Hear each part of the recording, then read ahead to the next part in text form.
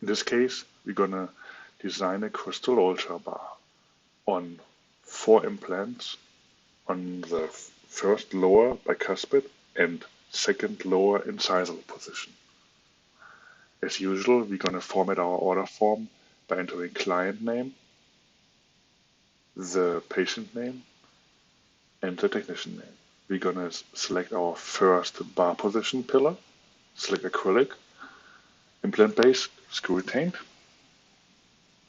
scan up a pre-op model to follow, no scan gingival separately, click OK, and by holding Control we select all the other implant positions. After that, we're selecting the pontic or the bar positions. I'm going to start with number 30. Click on it and select bar segment. Acrylic, pre-op model yes, scan gingival no. Click OK. And while holding Control, we select all the other bar segment positions. We click Save. Oh, in this case, we're going to have an antagonist, so we're going to select antagonist in this case. Hold Shift, Control the contralateral, and select ventriculateral in the scanning mode. Click on Save to save the project, and we're going to click on Design to import the scans.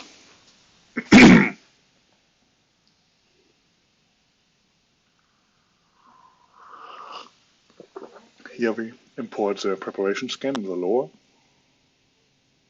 Click on Preparation Scan.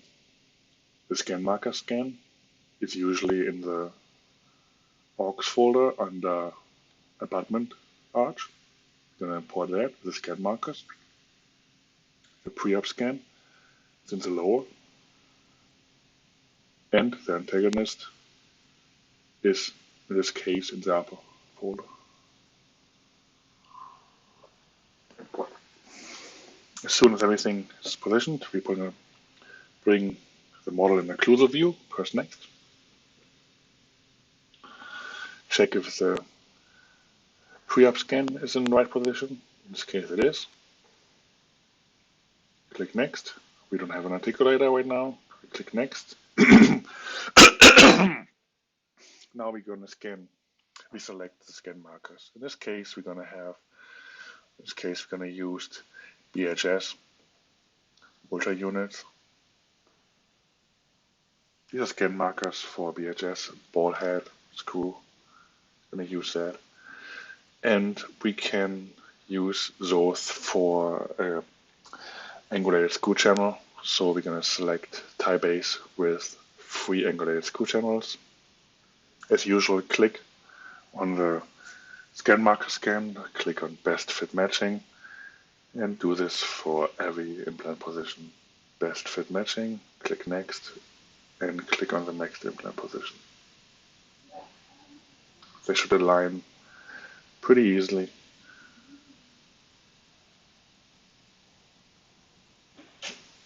And we're waiting until everything is done. Click on best fit matching. It lines up pretty nicely. Click on next. And we're going to control if all the tie bases have been populated digitally. Now we're going to have to adjust or define the emergence profile. Like always, click 4 points around the emergence profile. You can always correct those with correct and draw. In this case, we don't do it.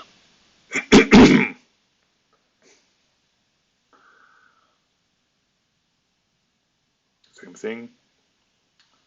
Click 4 points around it, then next. If you want to adjust it, click on correct and draw and adjust the points. The software will show us with a little red arrow if we want to move 1 point into a different position, because we're going to have created some undercuts. The red will turn green if the problem is solved. We're going to mark the line at the crest of the outline of the emergence profile. Do this for all of them, then click Next, click on the chain mode. In this case, first get rid of the antagonist by clicking in the menu or click A. Bring the model into an occlusal position, click on chain mode and move. Click on the tooth, move it so it outlines with the first tooth, the first molar. Grab the little disc, line it, grab the tooth, bring everything up, switch to the other side, click not on the tooth but click on the disc, bring it down. Then, as usual, we're going to secure our disc so the last molars are not moving anymore. You do this by clicking on the red dots. This way the disc is secured. Now you bring your first incisor up to the right position, and you grab bicuspid to bring it in. Other side as well, bring it up, secure it, bring the bicuspid or the canine in, and there you can go and put everything in the right order. Here, free everything up, bring it up to the right occlusal or incisal edge, secure it, unfree it, bring it forward. If you click Control, you can rotate it to change the angulation of the tooth. Always secure teeth that are the right position so they don't move in the chain. Like this one, it's good. I'm going to move this one up. So that's good. I'm going to secure it, go to the other side, move it up. With Control, you can rotate it. Click Next when you're happy with the result. Here, we're going to use a function to generate the abutment bottoms. So first, let's get rid of the teeth by clicking on anatomic shapes. Hotkey is E. Now, we zoom in, holding Control, click on the red dot, not the seal, and everything turns green, and we can change them all together. Holding Shift will bring them, holding Control will bring them all up. If you change one tooth, bring the emergence profile up a little bit, so it's super gingival. Here as well, click Control on the little ball, little dot, and then change it. You want to bring it in for the Crystal Ultra bar as far as possible inwards towards the thigh base.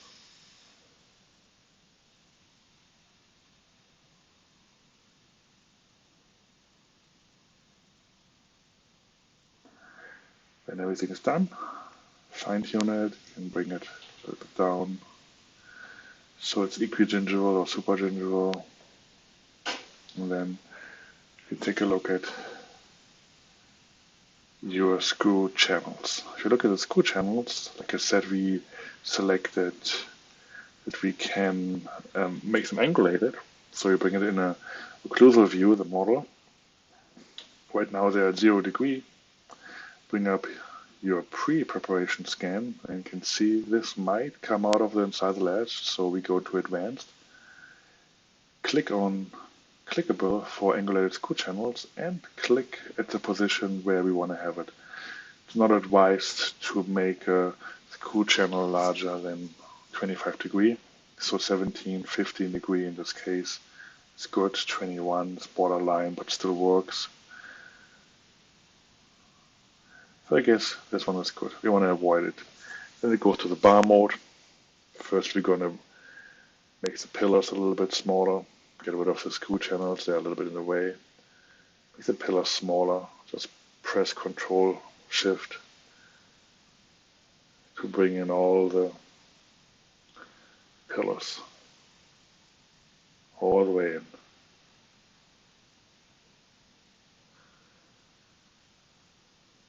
Next step, click on Advanced, click on Rounded Bar, so everything is nice and rounded.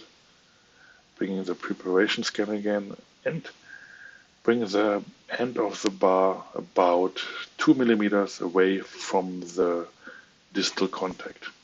So the last end of the bar 2 millimeters away from the distal contact, or from the last tooth that you're planning to do.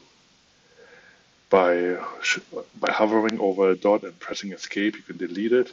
By clicking on the line, you can add more dots. In this case, I'm getting rid of some dots. Again, 2 millimeters away, and then I'm evening out the bar so it's following more or less the outline of the arch of the pre-preparation scan. I can get rid of teeth, I can get rid of dots by hovering over it, clicking delete on the keyboard. I'm bringing it all in a nice shape. So then I'm clicking back on Profile. Show planes needs to be activated, and it shows the planes. The green one is the one that I want to go, and the yellow one is where it is right now. So I'm selecting about the center of the tooth that I want to copy. So halfway, first on the left side, then halfway of the tooth on the right side, and in the middle, in the center of the anterior teeth. Click Apply, and OK. The green line will jump up to my desired height.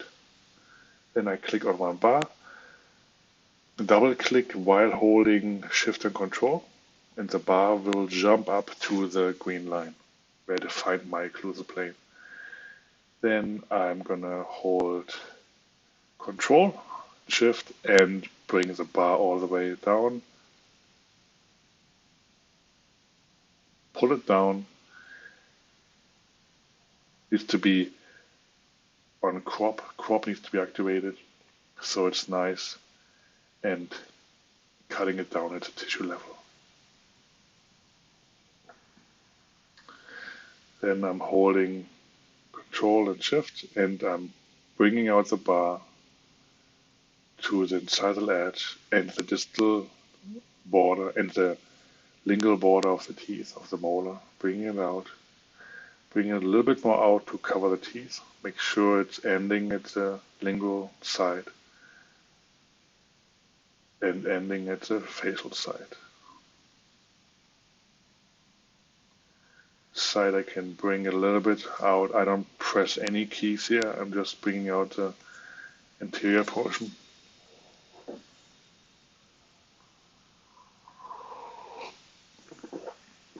It looks pretty good. I need to lower this pillar a little bit. Click on the little double arrow and bring it all the way down so it disappears inside the bar.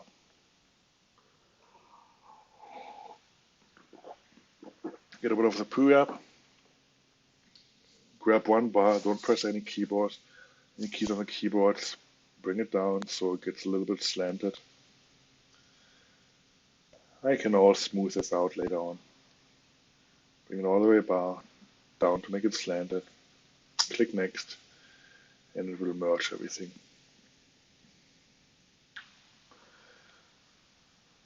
Let's cut through, and I'm going to go to smooth, make the brush size and the strength a little bit stronger. Looks good, and I start while holding Shift.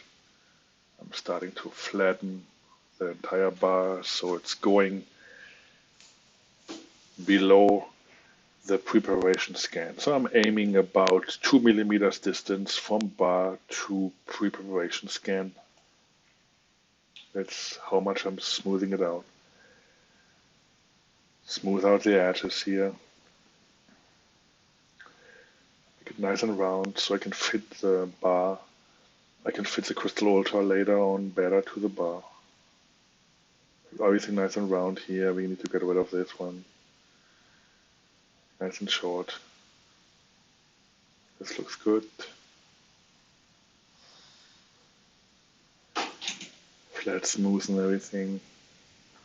While holding shift and being smooth mode. This one prevent any undercuts, make it more slanted to the right, to the end. This one I can smoothen out. If you have a little bit of minimum thickness, this will take care of later on when you press next and everything is getting merged.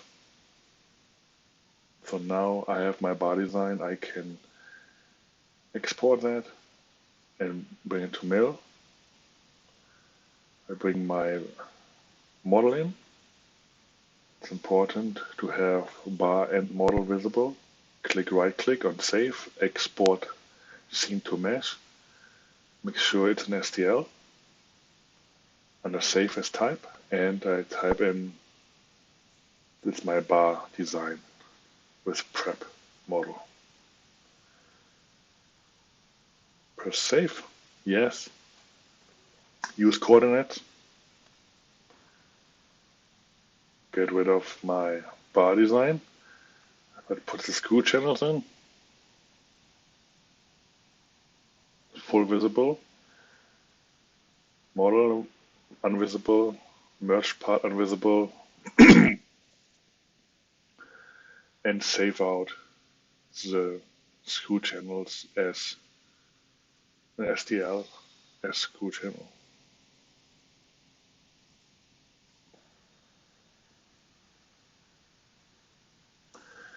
Yes, use coordinates, yes, so they're similar to the bar position, and now you can close the project. You will still stay inside the CAD program. You load the scan, load the screw channels, yes, no to antagonist scan. You define those as pontics. You can go to expert mode, define those as pontics. Doesn't matter what number you put in there. Click OK, go back, type of reconstruction, finish it, click OK. Right click, edit mesh, outline everything, double click when you come to the last point, orbital yellow, orange, close holes. The holes are closed. Click on OK. And right click, export as mesh. Override screw channels, that's fine. Yes. And you're done with this part. You can now close the project.